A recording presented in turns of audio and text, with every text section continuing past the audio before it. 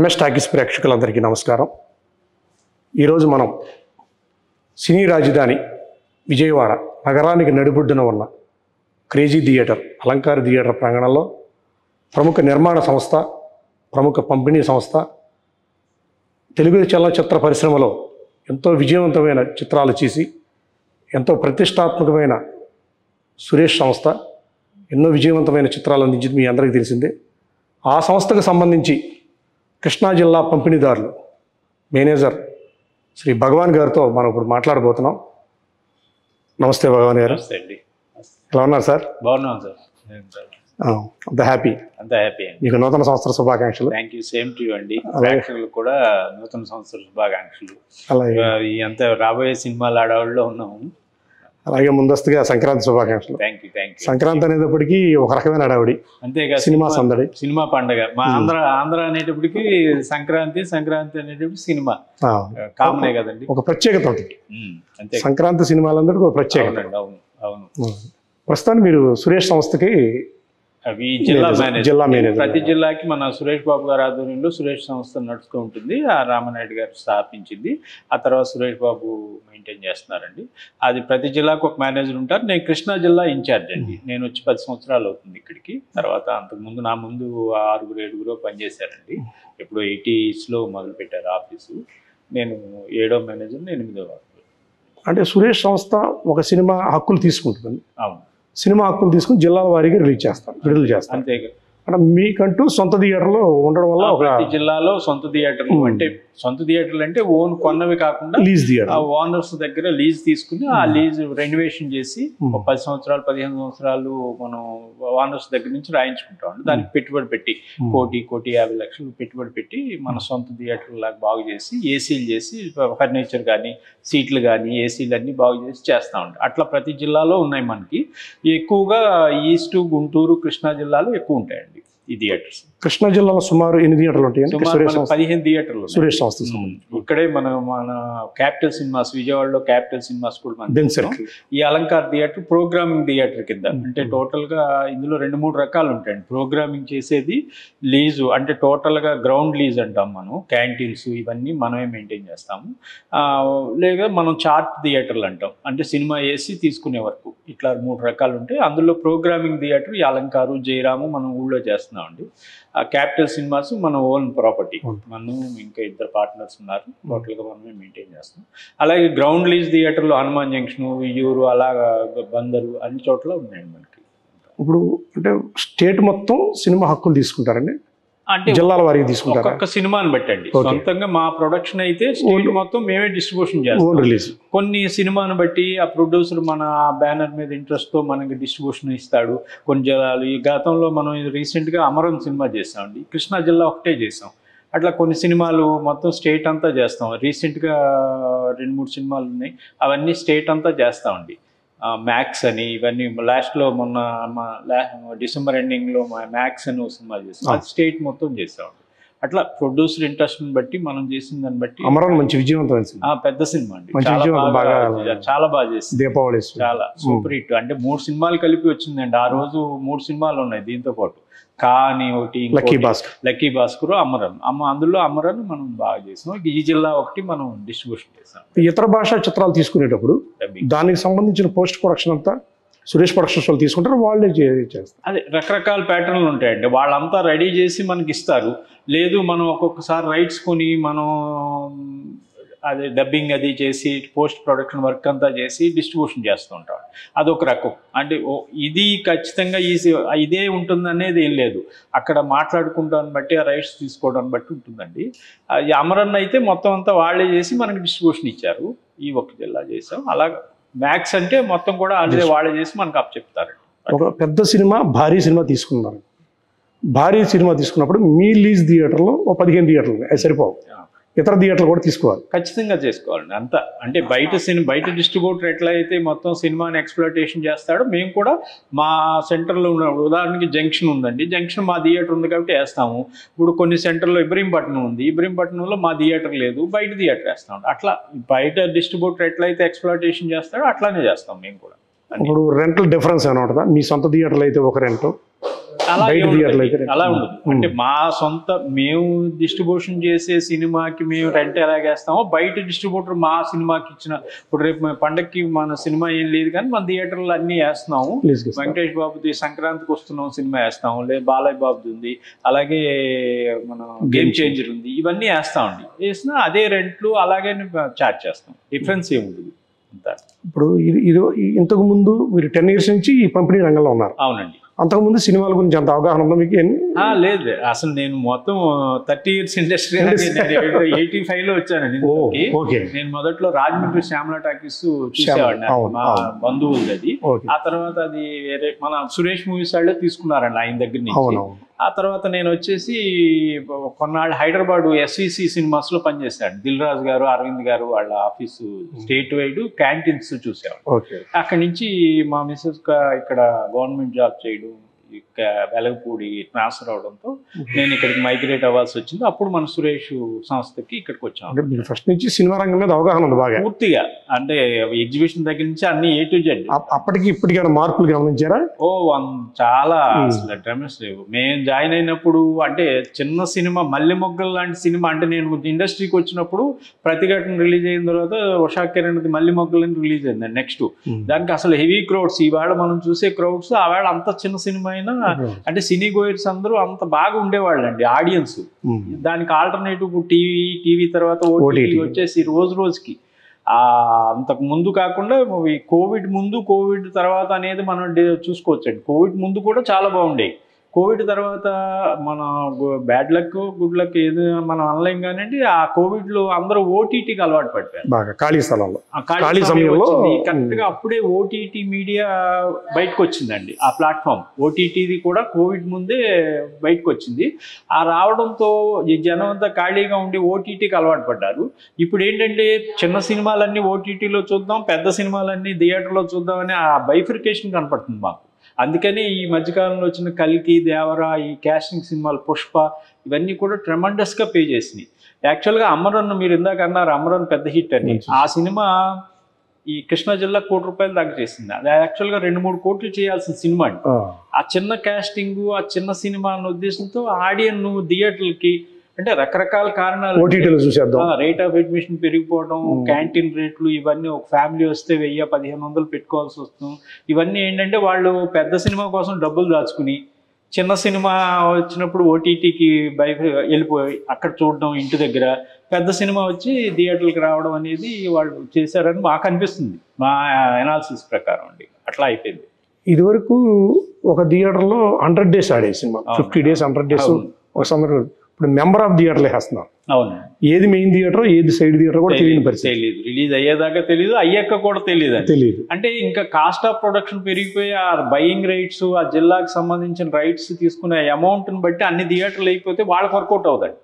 ఇప్పుడు మనం చూస్తున్నాము ఆథరైజ్డ్గా కాకపోయినా అనాథరైజ్డ్గా కూడా ఈ దొంగ ఛానల్స్లో ఆ మ్యాట్నీలోనే ఈ ఫోన్స్లో వాటిలోనూ మనకి సినిమా ప్రింట్ వచ్చేస్తుంది. చూడాలనుకునే వాళ్ళకి స్మార్ట్ ఫోన్లో మ్యాట్నీ నుంచి రిలీజ్ అయిన మ్యాట్నీ నుంచి చూడొచ్చు.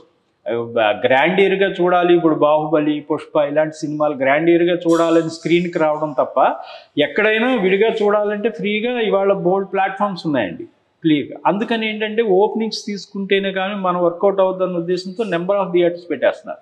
ఈ మధ్యకాలంలో నాకు తెలిసి 50 రోజులు స్ట్రైట్ అవే పడింది మన అలంకార్ థియేటర్లో సీతారామం. మనం సీతారామం సింగిల్ థియేటరు మొత్తం స్టేట్ వైడ్ మనమే 50 రోజులు వేసామండి. ఆ సినిమా తర్వాత డైరెక్ట్ 50 రోజులు పోయిన సినిమా లేదు.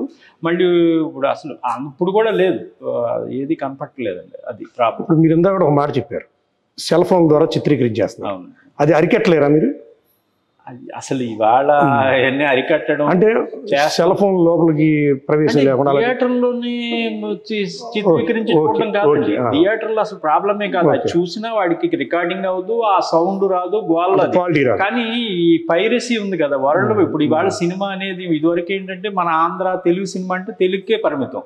ఇప్పుడు ఇండియా వైడ్ నార్త్ అని, అమెరికా, సింగపూరు, ఎక్కడ పడితే అక్కడ రిలీజ్ అయిపోతుంది. ఎక్కడ పైరసీ అవుతుందో, ఎక్కడి నుంచి ఈ ఆన్లైన్ పెడుతున్నారు అన్నది మనకు అసలు తెలియదు. దాన్ని అరికట్టడం అనేది అసలు ఎవరి వల్ల కావట్లేదండి. చేస్తే బాగానే ఉంటుంది కానీ అవ్వట్లా. అది ప్రాబ్లం. ఇప్పుడు ఒక థియేటర్కి మీరు సినిమా రిలీజ్ చేసేటప్పుడు ఆ థియేటర్తో ఎటువంటి ఒప్పందాలు చేసుకుంటారు? అంటే రన్నింగ్ విషయంలో కానీ ఇప్పుడు మనం యాజ్ ఇట్ ఈస్గా ఇప్పుడు ఇక్కడ ఒక సినిమా వేస్తామండి అలంకార్లో, దాంతో రెంట్లు ఉంటుంది. యాజ్ ఇట్ ఈస్గా రెంటే ఫస్ట్ ప్రిఫరెన్స్ అండి, బాగా రన్ అవుతుంది. ఒకవేళ రెంట్ రావట్లేదు ఆ సినిమాకి సంబంధించింది అంటే, ఇప్పుడు ఒక 100 రూపాయల టికెట్, ఒక 100 రూపాయలు వచ్చింది ఈ రోజు ఆ సినిమాకి, అందులో 18% ట్యాక్స్ పోతుందండి. అది గవర్నమెంట్కి GST తీసేసేయాలి. ఇంకా ఉన్న 82 రూపాయల్లో అది రెంట్ మీట్ అవుతుంది అనుకుంటే రెంట్ క్యాలిక్యులేట్ చేస్తాం, డిస్ట్రిబ్యూటర్కి అడ్వాంటేజ్. ఒకవేళ రెంట్ మీట్ అవ్వట్లేదు అప్పుడు పర్సంటేజ్ 50-50, 60-40 అట్లా రకరకాల సినిమా రిలీజ్ అయిన తర్వాతే దాని టర్మ్స్ క్లియర్ అవుతాయండి. మొదట్లో మాట్లాడుకుని ఫైనలైజేషన్ అయ్యే పని కాదు ఈ రోజుల్లో. ఈ MC లేదా అంటారు సార్, నాకు అంత మెయింటెనెన్స్ చార్జెస్ అది గవర్నమెంట్ ఏంటంటే దగ్గర 25-30 సంవత్సరాలు ఇంకా ఎక్కువ ముందు నుంచే థియేటర్లకి అంటే వచ్చిన ప్రతి రూపాయి పట్టుకెళ్ళిపోతున్నారు, మెయింటెనెన్స్ బాగుంటలేదు థియేటర్. కానీ గవర్నమెంట్ ఏం చేసింది, ఆ మెయింటెనెన్స్ ఛార్జెస్ అని టికెట్లో ఒక ఇదివరకు 2 రూపాయలు ఉండేదండి, ఇప్పుడు 5 రూపాయలు చేశారు. ప్రతి ఆడియన్స్ ఇచ్చిన డబ్బుల్లో 5 రూపాయలు థియేటర్ వాళ్ళకి మెయింటెనెన్స్ కింద తీసేస్తారు అన్నమాట. MC అంటే అది ట్యాక్స్ ఎలాగైతే 18% తీసేస్తామో ఈ 5 రూపీసే, పర్సంటేజ్ ఉండదు. ప్రతి టికెట్కి 5 రూపీస్ థియేటర్ వాళ్ళకి వస్తుంది. ఇది అన్ని ప్రాంతాల్లో ఒకలాగా ఉంటుందా? అన్ని ఏసీ నాన్ ఏసీ తేడా అంటే మన ఆంధ్ర, తెలంగాణ, రాయలసీమ డిఫరెన్స్ లా ఉంటాయి ఈ మెయింటెనెన్స్ చార్జెస్. అంటే ఉమ్మడి రాష్ట్రంలో ఉన్నప్పుడు అందరికి సమానం. ఇప్పుడు తెలంగాణ అది ఎలా ఉందో తెలియదండి. మన ఆంధ్ర వరకు ఏసీ థియేటర్ 5 రూపీస్ అనేది ఫిక్స్డ్ అండి. ఎక్కడైనా చిన్న C క్లాస్ లో ఉన్న 5 రూపాయలు, మనకి విజయవాడలో ఉన్న 5 రూపాయలు. Okay okay. మెయిన్ ఇండస్ట్రీకి పెద్ద బడ్డెను పవర్ అండి, పవర్ ఇష్యూ. అది టారిఫ్, కమర్షియల్ టారిఫ్ ఉంటుందండి. దీన్ని ఇండస్ట్రీకి మార్చాలని చాలా ఉద్యమాలు ఎప్పటి నుంచో 80s నుంచి జరుగుతున్నాయి. అది అవ్వలేదు. కానీ ఎప్పుడవుతుందో తెలియదండి. ఆ సినిమా ఉన్న 10 మంది ఉన్నా ఏసీ వేయాలి, ఆ మెయింటెనెన్స్ మామూలే. హౌస్ఫుల్ అయినా మెయింటెనెన్స్ మామూలే. ఆ పవర్ ఛార్జీలే ఎగ్జిబిటర్కి బాగా, మేమంటే ఎగ్జిబిషన్లో ఉన్నాం, డిస్ట్రిబ్యూషన్లో ఉన్నాం కాబట్టి మాకు ఆ కష్టాలు బాగా తెలుసండి. ఎగ్జిబిషన్లో ఆ పవరు కొద్దిగా గవర్నమెంట్ రిలాక్సేషన్ ఇస్తే చాలా బాగుండేవి. కానీ ఏ చేయలేదండి ఎప్పటి నుంచో. ఆ పరంగా ఎటువంటి ముందుకు వెళ్ళలేదండి. తెలుగు చలనచిత్ర పరిశ్రమ నుంచి మరి వినతి పత్రం ఇస్తా ఉంటారు. చైర్మన్ మారినప్పుడల్లా ఇస్తా ఉంటారు, అడుగుతా ఉంటారు. ప్రతి గవర్నమెంట్ లో వాళ్ళకి సన్మానం చేస్తా ఉంటారు, సరే చూద్దాం అంటారు. ఆ జీవో, ఇప్పుడు హామీలు ఇచ్చిన జీవో కూడా గత ప్రభుత్వంలో మనకి కోవిడ్ లో 9 నెలలు ఎంతో మూసేసి ఉన్నాయండి. దానికి కనీసం పవర్ రిలాక్సేషన్ ఇస్తామని హామీ ఇచ్చారు. ఇప్పటిదాకా జీవో లేదు, ఆ రిలాక్సేషన్ జరగలేదు. అలా ఉంటుంది అన్నమాట. ఇప్పుడు కరెంటు భారం అనేది సినిమా లెంగ్త్ బట్టి కూడా ఎక్కువ అంతే కదండి. లెంగ్త్ అయితే కొంచెం ఇప్పుడు అన్ని పెద్ద సినిమాలన్నీ 3 గంటలు, పుష్ప సినిమా చాలా పెద్ద సినిమా 3 గంటలు 20 నిమిషాలు అంతా ఉందండి. పాత సినిమాలతో పోల్చినట్టుగా తీశారు. ఇప్పుడు అదే 2 గంటలు 2:30 ఇంగ్లీష్ సినిమా ఉందనుకోండి, 1:30 2 గంటలు ఉంటుంది. ఇప్పుడు 2 గంటలు ఉన్న సినిమా 3 గంటలు ఉంటే 4 గంటలకి ఇది ఒక ఎక్స్ట్రా షో అయిపోయిందిగా. ఆ పవర్ కన్జంప్షన్ అంతా మనకి లాస్ ఏనండి. అట్లా అన్నమాట. అయితే సినిమా డైరెక్టర్ ఆలోచన, ప్రొడక్షన్ బట్టి ఉంటుంది తప్పించి మన కరెంట్ బిల్ కోసం చూడరు కదా వాళ్ళు, ఎక్కువ తక్కువ అని. అందుకని ఇప్పుడు వచ్చే పెద్ద సినిమాలన్నీ లెంగ్తీ సినిమాలు వస్తున్నాయండి. ఇప్పుడు భవిష్యత్తులో మన సురేష్ సంస్థ ఏ సినిమా రిలీజ్ అవుతుందండి? ప్రస్తుతానికి అయితే ప్రొడక్షన్ లో ఉన్నాయండి చిన్న సినిమాలే, పెద్ద భారీ బడ్జెట్ సినిమాలు అయితే ఏం లేవు. అంటే డిస్ట్రిబ్యూషన్ పరంగా కూడా డిస్ట్రిబ్యూషన్ పరంగా కూడా ప్రస్తుతానికి అంటే అప్పటికప్పుడు అది డెసిషన్ తీసుకుంటారండి. మొత్తం చేయాల్సిందల్లా మా GM గారు జగదీష్ గారు ఉన్నారు హైదరాబాద్ లో, ఆయన ప్లస్ సురేష్ బాబు వాళ్ళు డిసైడ్ చేస్తారు. మనకి జిల్లా వైజ్ ఏ జిల్లా వచ్చిందో ఆ జిల్లాకు పంపుతూ ఉంటారు. ఇప్పుడు వెంకటేష్ అంటే మీ సొంత హీరో, మా హీరో. మరి సంక్రాంతికి వస్తున్నాం, మీరు పంపిణీ చేయాలి ఆలోచన రాలేదా? అలా ఉండదండి. ప్రొడ్యూసర్ వేరు కదా, హీరోగా చేస్తారు. కొన్ని ఎక్కడన్నా రైట్స్ మనకి ఎముకబుల్ గా ఉండి మనకి అనుగుణంగా ఉంటే తీసుకుంటారు. మనకి మొన్నటిదాకా ఈ జిల్లా కూడా మనం చేస్తున్నామని అనుకున్నాము. ఆ దిల్ రాజు గారు కాబట్టి వాళ్ళ పంపిణీ సంస్థ, అందులో పార్ట్నర్స్ అండి వాళ్ళు. G3 అరవింద్ గారితో పార్ట్నర్ ఆయన. ఆ గేమ్ చేంజరు ఆయనదే, ఇది ఆయనదే కాబట్టి 2 సినిమాలు వాళ్ళు G3 ద్వారా రిలీజ్ చేస్తున్నారు. Okay okay okay. అంటే ఇలాగ బయట హీరోల్ని మనం తీసుకుని భారీగా రిలీజ్ చేద్దాం, పెద్ద హీరోల్ని అని ఎప్పుడు చేయలే.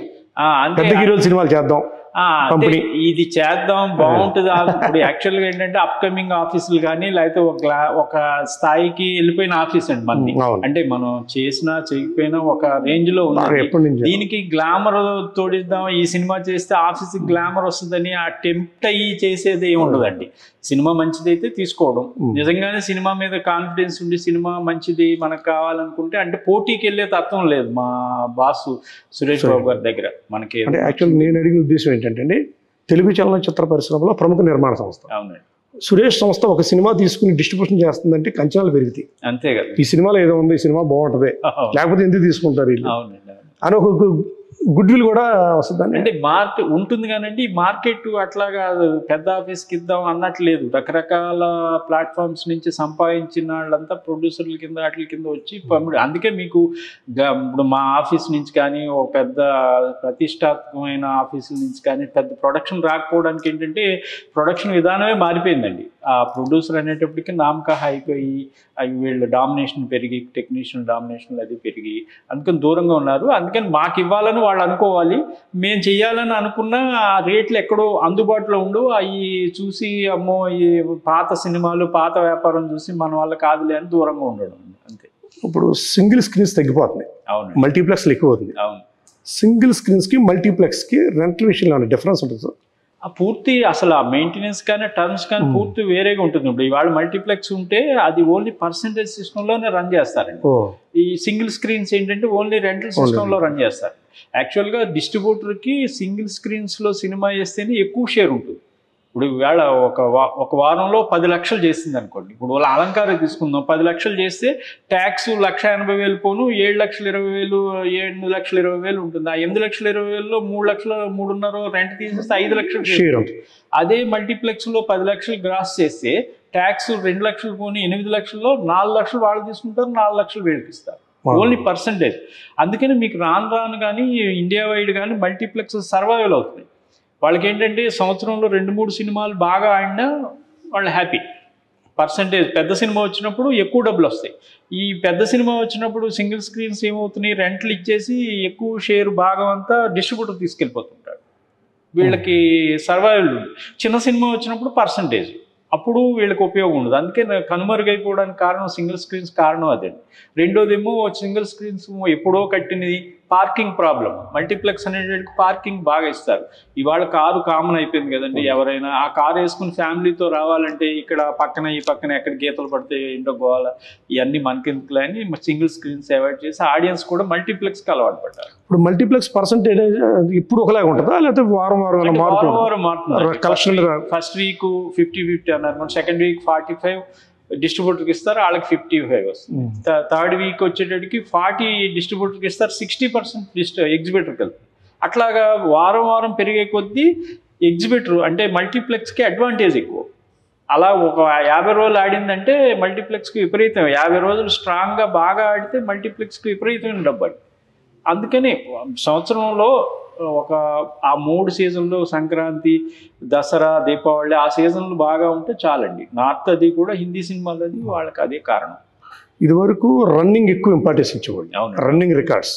ఇప్పుడంతా రెవెన్యూ రికార్డ్స్ ఎక్కువ. అంతే అండి, అంతే. మా సినిమా ఎక్కువ వచ్చింది, మీ సినిమా కొంతమంది ఫేక్ కలెక్షన్ అంటారు సోషల్ మీడియాలో కొంత ఉంటుంది. అది ఇప్పుడు కొంత సోషల్ మీడియాలో నేను చూస్తూ ఉంటానండి, అంకెల్తో సహా షేర్లు వస్తూ ఉంటాయి. వారికి ఎలా వస్తాయి? అది ఇప్పుడు ఏ థియేటర్లో మేనేజర్ అయినా కుర్రాడైనా చెప్పేస్తారు, కానీ అన్ని 100% కరెక్ట్ ఉండవండి. వీడు ఊహించుకుని వేసేసుకుని కొన్ని వేగ్గా ఉంటాయి. దాన్ని అడిగి లెక్కలు చెప్పమనేది ఎవరు ఉండరు కదా. మీకు నచ్చింది ఇప్పుడు నిన్న సినిమా ఈడేదో ఆ పుష్ప ఆడుతుంది, మీరు ₹1,00,000 అంటే ₹1,00,000 మీరు మీ ఇష్టం వచ్చినట్టు పెట్టేసుకోవచ్చు. ఇంకొకటి 2 లక్షలు అంటే 2 లక్షలు పెట్టుకోవచ్చు. అది అవును కాదనేది థియేటర్ వాళ్ళే కన్ఫర్మ్ చేయాలి, వాళ్ళు చెయ్యరు. అందుకని ఆ రఫ్గా 4 ఆటలు జనం కనబడ్డారు, 450 2 లక్షలు అని వాడు పెట్టేస్తూ ఉంటాడు అంతే. ఒక పంపిణీదారులు అయితే అఫీషియల్గా ఎవరికి చెప్పరండి, చెప్పాల్సిన అవసరం ఈ రోజు చెప్పకూడదని ఏం కాదు, చెప్తారు. కానీ వాళ్ళు పబ్లిసిటీ చేసుకుని సోషల్ మీడియాలో పెట్టాల్సిన అవసరం ఏం లేదు.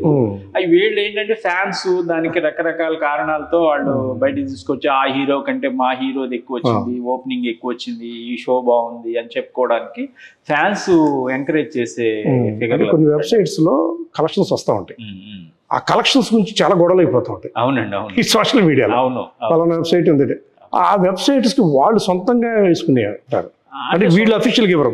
వీళ్ళు అఫీషియల్ గా ఇవ్వరు కానీ వాళ్ళ వెబ్సైట్లకి ఏంటంటే ప్రొడ్యూసర్ దగ్గర నుంచి వాళ్ళు కొంచెం అంటే హీరోని బూస్టప్ చేయడానికి హీరో కోసం వాడు హీరో చూసి ఆనందపడతాడు కదండి. కొంచెం దగ్గరగానే ఉంటాయి ఫిగర్లు. ఏం వేగంగా 10 లక్షలు చేస్తే ₹1 కోటి పెట్టరు, 10 లక్షలు చేస్తే 12 పెట్టవచ్చు, 15 పెట్టవచ్చు. అందుకని దగ్గరగానే ఉంటాయి. దాని గురించి అందుకే ఏం కాంట్రవర్సీ. అందులో ఫస్ట్ వీకెండ్ ఇప్పుడు ముఖ్యం.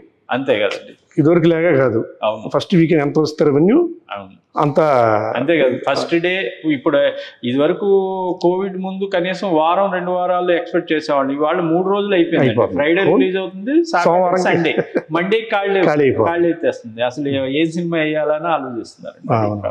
అదే యాక్చువల్గా ఈ రెవెన్యూ రికార్డ్స్ అనేది ఎవ్వరు కూడా నిరూపించలేరు అసలు. అవ్వండి అంతే అంతే. ఒక డిస్ట్రిబ్యూటర్ చెప్పింది అసలు అంతే. డిస్ట్రిబ్యూటర్ చెప్పింది, వాళ్ళు చెప్పింది, ఎవరి కాళ్ళు సరేలే అనుకోవడం తప్పించి దాన్ని నిరూపించడానికి రికార్డ్స్ అయ్యే ఉండవండి.